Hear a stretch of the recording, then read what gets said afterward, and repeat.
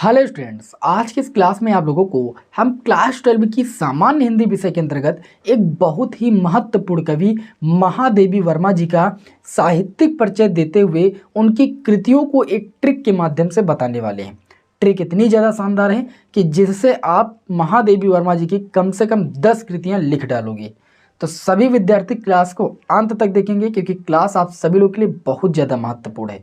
लगभग हर साल board exam में महादेवी वर्मा जी का साहित्यिक परिचय लिखने के लिए आता है और साहित्यिक परिचय लिखने का एक तरीका होता है। बहुत सारे विद्यार्थियां गलती कर देते हैं और इससे उनके मार्क्स कम हो जाते हैं। देखिए, बहुत सारे विद्यार्थी हमारे पास ये भी कमेंट करते हैं कि सर, अगर हमें किसी लेखक या कवि का साहित्यिक परिचय लिखना है तो क्या जीवन परिचय लिखना जरूरी होता है? तो हम आपको बता दें, जब आप किसी भी लेखक या कवि का साहित्यिक परिचय लिख रहे होते हैं तो उससे पहले कम से कम उसके जीवन की कुछ मुख्य बातें, जैसे उसका जन्म कब हुआ था, कहाँ हुआ था, पिता का क्या नाम था, पिता क्या करते थे, माता का क्या नाम था, माता क्या करती थी और उसकी मृत्यु कब हुई, इतनी कम से कम बेसिक बातें तो उसके बारे में आप लिख डालिए ना। तभी तो उसका आप साहित्यिक परिचय दोगे तो अच्छा लगेगा, क्योंकि साहित्यिक परिचय देते हुए तभी अच्छा लगता है, तभी उसका प्रभाव जमता है जब आप कम से कम उसके जन्म और जन्म स्थान के बारे में, पिता के नाम के बारे में और माता के नाम के बारे में लिखें। तब साहित्यिक परिचय दीजिए, तब ज़्यादा मार्क्स आपको मिलेंगे। ठीक है ना, नहीं नंबर कट जाएंगे।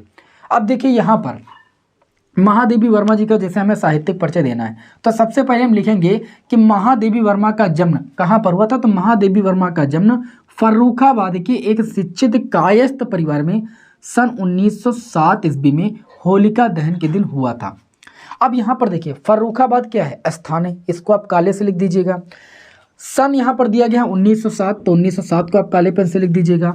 कब हुआ था? होलिका दहन के दिन हुआ था। याद रखिएगा, जो महादेवी वर्मा जी थी, इनका जन्म फर्रुखाबाद के एक शिक्षित कायस्थ परिवार में 1907 ईस्वी को होलिका दहन के दिन हुआ था, यानी होली के दिन हुआ था। आगे बात करें, फिर लिखना है इनके पिता श्री गोविंद प्रसाद वर्मा। इनके पिता कौन थे? श्री गोविंद प्रसाद वर्मा जी थे और ये भागलपुर के कॉलेज में क्या थे? प्रधानाचार्य थे। इनके जो पिता थे वो प्रधानाचार्य थे भागलपुर कॉलेज में। ठीक है ना। और इनके पिता का क्या नाम था? गोविंद प्रसाद वर्मा नाम था। इनकी माता का क्या नाम था? इनकी माता का नाम था हेमरानी और ये एक विदुषी धार्मिक महिला थी। इनकी माता जी जो थी हेमरानी विदुषी और ये धार्मिक महिला थी और इनकी जो मृत्यु हुई थी वो 11 सितंबर 1987 ईस्वी को इनका स्वर्गवास हो गया था। तो आप लिखोगे 11 सितंबर 1987 ईस्वी को इस महान लेखिका का स्वर्गवास हो गया।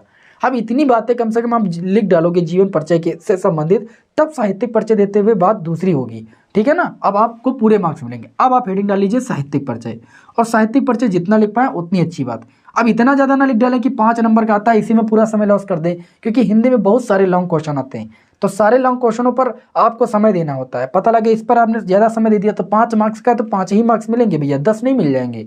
सारे क्वेश्चनों को अटेम्प्ट कीजिए और सारे क्वेश्चनों पर आप समय दीजिए। अब आपको क्या लिखना है? साहित्यिक परिचय। तो महादेवी वर्मा जी साहित्य और संगीत के अलावा चित्रकला में भी रुचि रखती थी। साहित्यिक परिचय में क्या लिखना है? इनका साहित्य में क्या योगदान है।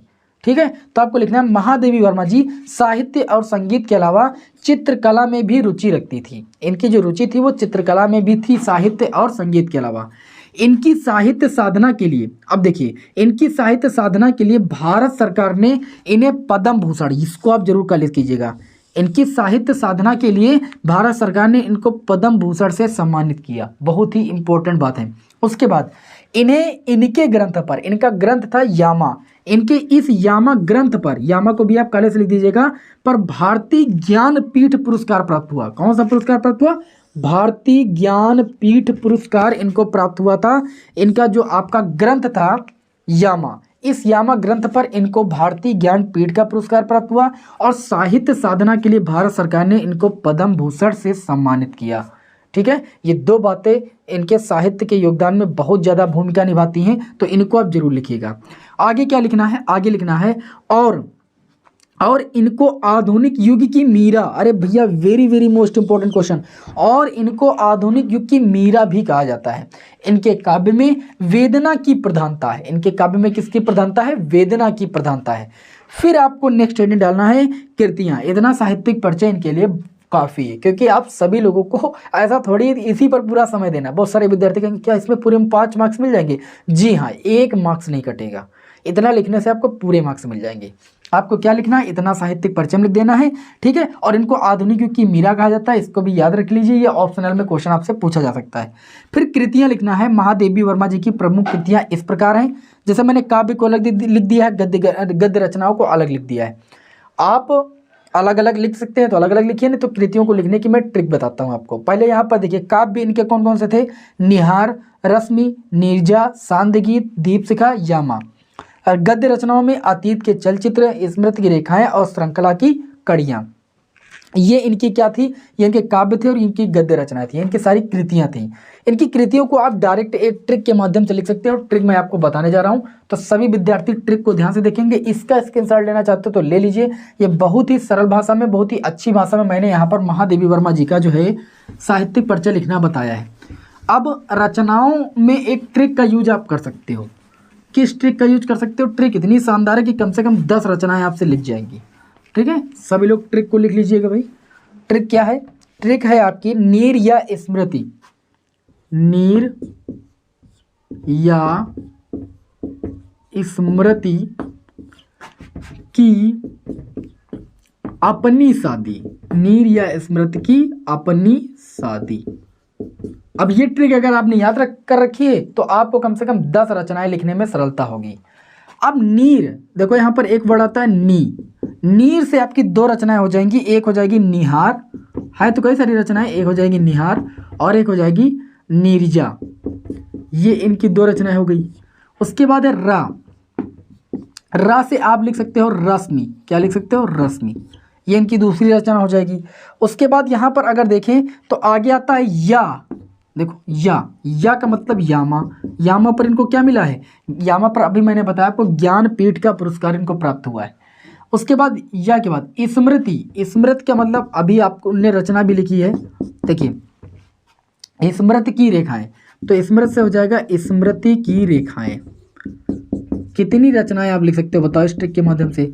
फिर एक की साइलेंट कर दीजिए, अपनी, आ लिख दीजिए, आ से आपने अभी लिखा अतीत के चलचित्र, तो अगली रचना हो जाएगी अतीत के चलचित्र, आ से हो जाएगा अतीत के चलचित्र।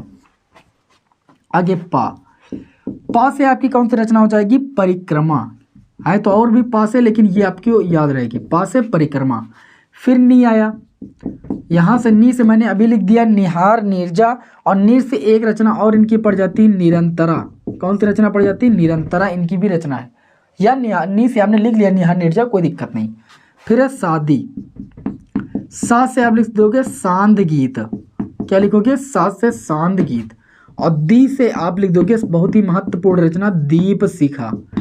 बताइए इस ट्रिक के माध्यम से कितनी रचनाएं आपने लिख दिया, 1 2 3 4 5 6 7 8 9 10। मैंने कहा था कि ट्रिक इतनी ज़्यादा शानदार है कि कम से कम आप 10 कृतियों को महादेवी वर्मा की लिख पाओगे, ठीक है। अब बताओ आप 10 कृतियाँ लिख दोगे तो नंबर कोई एक काटेगा, एक नंबर नहीं काटेगा। हाँ, आप डायरेक्ट साहित्यिक परिचय लिखने लगो, उनका जन्म, उनका मृत्यु, ये सब नहीं लिखोगे तो नंबर 1 2 काट सकते हैं।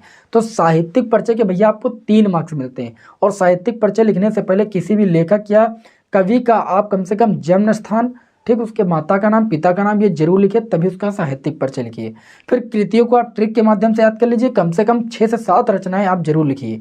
इससे क्या होता है, बहुत अधिक प्रभाव पड़ता है और इसके मार्क्स आपको पूरे में पूरे मिल जाते हैं। बहुत ज़्यादा 2-3 पन्ना नहीं लिखना रहता है साहित्यिक परिचय की, आप 3 पन्ना लिख दो, अधिकतम 80 शब्द, अधिकतम, इससे बाहर आप न लिखिए, ठीक है ना। अधिकतम 80 शब्द लिखा रहता है तो अधिकतम 80 शब्द तक ही लिखिए, ठीक। उम्मीद है कि आज की क्लास आप सभी को समझ में आई होगी। नेक्स्ट क्लास में आपको मिलते हैं हम। जय हिंद, वंदे मातरम।